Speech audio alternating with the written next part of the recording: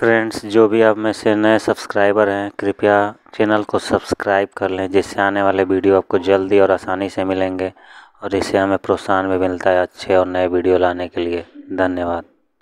Friends, आज हम पढ़ेंगे 1857 में हुए विद्रोह और उसकी असफलता के कारण के बारे में।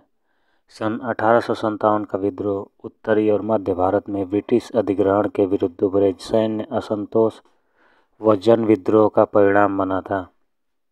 सैन्य असंतोष की घटनाएं जैसे छावनी क्षेत्र में आगजनी आदि जनवरी से ही प्रारंभ हो गई थी, लेकिन बाद में मई में इन छिटपुट घटनाओं ने संबंधित क्षेत्र में एक व्यापक आंदोलन या विद्रोह का रूप ले लिया। इस विद्रोह ने भारत में ब्रिटिश ईस्ट इंडिया कंपनी के शासन को समाप्त कर दिया और अगले 90 वर्षों के लिए भारतीय उपमहाद्वीप के अधिकांश भाग को ब्रिटिश सरकार यानी ब्रिटिश राज के प्रत्यक्ष शासन के अधीन लाने का रास्ता तैयार कर दिया। विद्रोह के कारण चर्बी युक्त कारतूसों के प्रयोग और सैनिकों से संबंधित मुद्दों को इस विद्रोह का मुख्य कारण माना गया, लेकिन वर्तमान शोध द्वारा यह सिद्ध हो चुका है कि कारतूसों का प्रयोग न तो विद्रोह का एकमात्र कारण था और न ही मुख्य कारण। वास्तव में यह विद्रोह सामाजिक, आर्थिक, राजनीतिक, धार्मिक आदि अनेक कारणों का सम्मिलित परिणाम था। सामाजिक और धार्मिक कारण। ब्रिटिशों ने भारतीयों के सामाजिक धार्मिक जीवन में दखल न देने की नीति से हटकर सती प्रथा उन्मूलन 1829 और हिंदू विधवा पुनर्विवाह 1856 जैसे अधिनियम पारित किए। ईसाई मिशनरियों को भारत में प्रवेश करने और धर्म प्रचार करने की अनुमति प्रदान कर दी गई। 1950 ईस्वी के धार्मिक नियोक्ता अधिनियम के द्वारा हिंदुओं के परंपरागत कानूनों में संशोधन किया गया।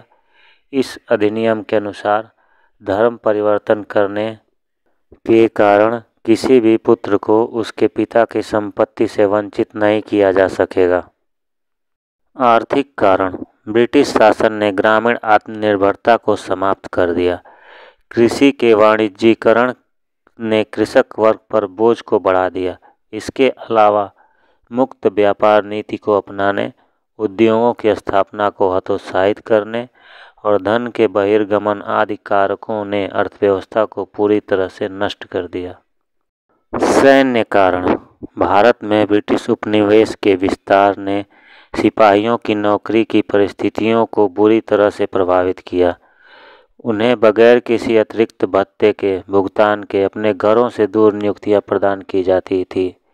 सैन्य असंतोष का महत्वपूर्ण कारण जनरल सर्विस एलिस्टमेंट एक्ट 1856 था, जिसके द्वारा सिपाहियों को आवश्यकता पड़ने पर समुद्र पार करने को अनिवार्य बना दिया गया।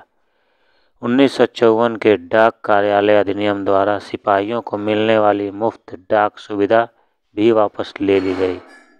राजनीतिक कारण। भारत में ब्रिटिश क्षेत्र का अंतिम रूप से विस्तार डलहौजी के शासनकाल में हुआ था। डलहौजी ने 1849 ईस्वी में घोषणा की कि बहादुर शाह द्वितीय के उत्तराधिकारियों को लाल किला छोड़ना होगा।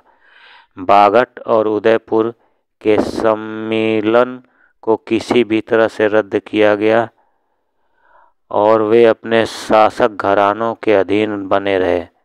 जब डलहौजी ने करौली राजस्थान पर व्यापकगत के सिद्धांत को लागू करने की कोशिश की तो उसके निर्णय को कोर्ट ऑफ डायरेक्टर्स द्वारा निरस्त कर दिया।